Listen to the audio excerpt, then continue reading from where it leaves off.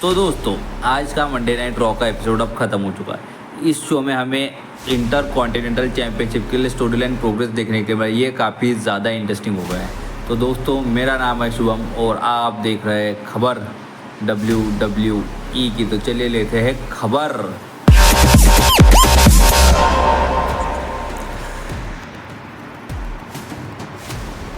तो शो की शुरुआत में हमें ल्यू मॉर्गन के एंट्री देखने को मिलती है। ल्यू मॉर्गन आते बराबर कहती है कि मैंने जो कहा था वो करके दिखाया, मैंने बेकी लिंच को हराया, मैंने टाइटल रिटेन किया। उतने में ही डोमिनिक मिस्टीरियो एंट्री मारते हुए कहते कि जब रिया रिप्ली वापस आएंगी वो तेरा बुरा हाल करेगी, तुझे पटक पटक के मारेंगे। रिया रिप्ली कहती है कि मेरे रिवेंज टूर में तेरा भी नाम है, मैं तुझे रिया रिप्ली से छीनना चाहती हूँ। और तभी ल्यू मॉर्गन डोमिनिक मिस्टीरियो को किस करना चाहती है, लेकिन फिन बैलर और बाकी जजमेंट डे के मेंबर आके कहते हैं कि तू हमसे दूर रहे, हम तेरे से कोई वास्ते नहीं रखते, चली जाए ऐसे निंग व बाई तुन। और ल्यू मॉर्गन ऐसा ही करते वहाँ से चली जाती, लेकिन जाते जाते वो डोमिनिक मिस्टीरियो के बालों में हाथ घुमाते हुए जाती है। तो ये स्टोरी लाइन कहाँ पर बढ़ेगी, ये देखने लायक बात होगी। फिर हमें शो पे नेक्स्ट मैच देखने को मिलता है, शेमस वर्सेस लुडविग काइजर का मैच।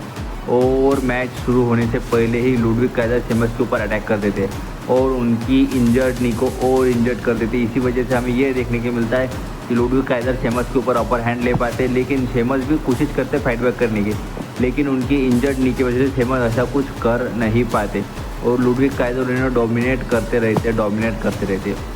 और मैच के एंडिंग में हमें ऐसा देखने को मिलता है कि शेमस अपना फिनिशर यानी ब्रोक किक लगाने जाते हैं, लेकिन उनका घुटना कुछ साथ नहीं देता और इसका फ़ायदा उठाते लुडविग काइजर और शेमस को रोल अप करके पिन करके ये मैच जीत जाते। ये मैच देख के मुझे ऐसा लगा कि शेमस ये मैच जीतना चाहिए, लेकिन WWE ने लुडविग काइजर को अपर हैंड क्यों दिया ये मुझे समझ नहीं आया, क्योंकि शेमस जैसा बड़ा सुपरस्टार लुडविग काइजर जैसे सुपरस्टार के हाथों हार डिज़र्व नहीं करता। तो जानिए नेक्स्ट मैच हमें देखने के लिए मिलता है Dragon Lee versus Finn Balor का मैच। एक सिंगल्स मैच था, दोनों सुपरस्टार ने काफ़ी अच्छी परफॉर्मेंस की। जिस तरह से फिन बैलर के मूव सेट है मुझे वो काफ़ी ज़्यादा अच्छे लगते हैं और उसी तरह से ड्रैगन ली ने भी फिन बैलर के ऊपर अपर हैंड पाने की कोशिश की। दोनों ही सुपरस्टार ने अपने हाई फ्लाइंग मूव्स, अपनी एबिलिटीज़ दिखाई। ड्रैगन ली ने जिस तरह से वो मूव करते हैं ऊपर, लेकिन हमें यहाँ पे जजमेंट डे का इंटरफेरेंस देखने के लिए मिला, क्योंकि वो रिंग साइड पे थे और इसका फ़ायदा उठाया फिन बैलर ने, उनका फिनिशर कूद देगराज लगा दिया। तो किसके ऊपर लगाया, ड्रैगन ली के ऊपर। और फिर अटैक देखने के लिए मिलता है हमें जजमेंट डे की तरफ से ड्रैगन ली के ऊपर। और सेव करने के लिए कौन आते हैं, तो सेव करने के लिए आते हैं ब्रॉन स्ट्रोमन और कौन, तो रे मिस्टीरियो। और वो दोनों सेव करने की कोशिश करते करते जजमेंट डे बैक स्टेज चले जाते हैं। तो कार्लेटो जिस तरह से जजमेंट डे के डेमियन प्रिस्ट को इम्प्रेस करने की कोशिश कर रहे हैं वो अच्छी बात है, लेकिन जिस तरह से WWE ब्रॉन स्ट्रोमन को बुक करे, ब्रॉन स्ट्रोमन को स्ट्रॉन्ग बुक करे वो सब ठीक है, लेकिन ब्रॉन स्ट्रोमन को एक बड़ी फ्यूड में डालना चाहिए WWE ने।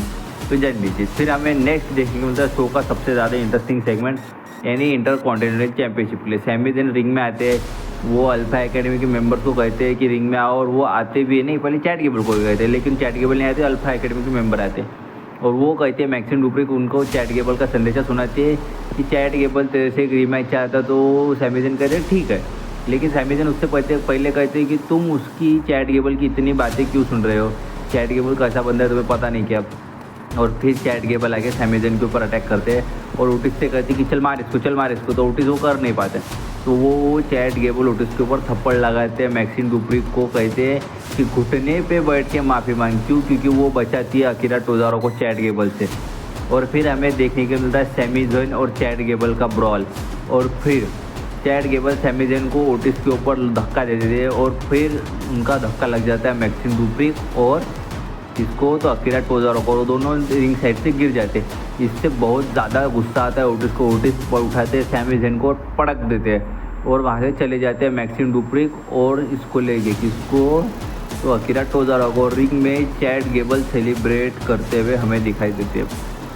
नेक्स्ट हमें फिर मैच देखने को मिलता है रिकोशे वर्सेज ब्रॉन ब्रेकर का मैच में बताने लायक ज़्यादा बातें कुछ है नहीं, लेकिन बता देता हूँ तब भी। मैच शुरू होते बराबर रिकोशे ब्रॉन ब्रेकर को एक थप्पड़ लगाते हैं, वैसे सटकन का पट्टी मारते थे क्या, और इससे ब्रॉन ब्रेकर काफ़ी ज़्यादा गुस्सा होते। लेकिन मैच की शुरुआत में रिकोशे ब्रॉन ब्रेकर के ऊपर अपर हैंड कर लेने की कोशिश करते, लेकिन वो ज़्यादा देर ऐसा कुछ कर नहीं पाते। एक बार जब ब्रॉन ब्रेकर रिटर्न करते तो रिकोशे के पास उनकी पावर का कोई जवाब नहीं होता, लेकिन कई रिकोशे ने अच्छे हाई फ्लाइंग मूव दिखाया, शूटिंग स्टार प्रेस दिखाया। और मेन बात, जिस तरह के ब्रॉन ब्रेकर मूव करते, ब्रॉन ब्रेकर ने टॉप रोप से फ्रैंकल स्टाइनर लगाया, यानी हरिकेन राणा जैसा मूव होता है। लेकिन मैच के एंडिंग में जब स्पीयर पड़ता है तो किसी के पास कोई जवाब नहीं होता। और मैच ख़त्म होने के बाद रिकोशो के ऊपर अटैक होता है और सेव करने के लिए इलिया ड्रैगनॉफ आते। फिर हमें डेब्यू देखने को मिलता है, तो किसका, तो अलियाना ग्रेस का डेब्यू में देखने को मिलता है NXT से। और सीधे सीधे ये मैच में अलियाना ग्रेस जीत गई, क्योंकि नटालिया के पास उनके मूव्स का कोई जवाब नहीं था।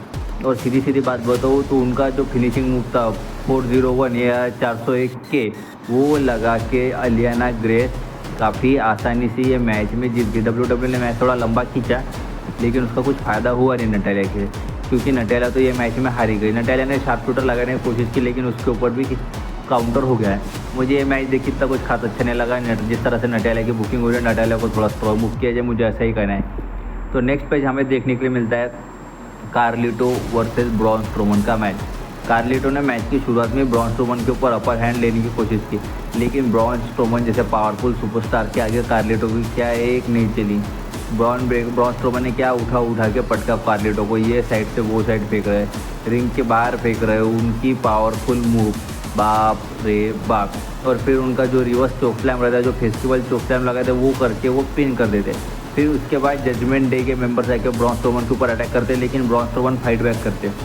तभी डोमिनिक मिस्टीरियो आके ब्रॉन स्ट्रोमन के ऊपर चेयर से अटैक करते और वो भाई इसके ऊपर भी ब्रॉन स्ट्रोमन काउंटर कर देते हैं। फिर डोमिनिक मिस्टीरियो भागने लगते और फिर उनको बचाने के लिए आती है कौन, तो आप स्क्रीन पे देख सकते हो कौन, तो लिव मॉर्गन कहते राव देने बाबा कायला मारो लेते। उसके बाद फिर जब ब्रॉन स्ट्रोमन एक बार रिंग में जाते, फिर उसके बाद हमें अपर हैंड देखने को मिलता है जजमेंट डे का, और हमें स्टेयर डाउन भी देखने को मिलता है डोमिनिक और लिव मॉर्गन का। फिर हमें नेक्स्ट देखने को मिलता है वुमेन्स टैग टीम चैंपियनशिप के लिए मैच।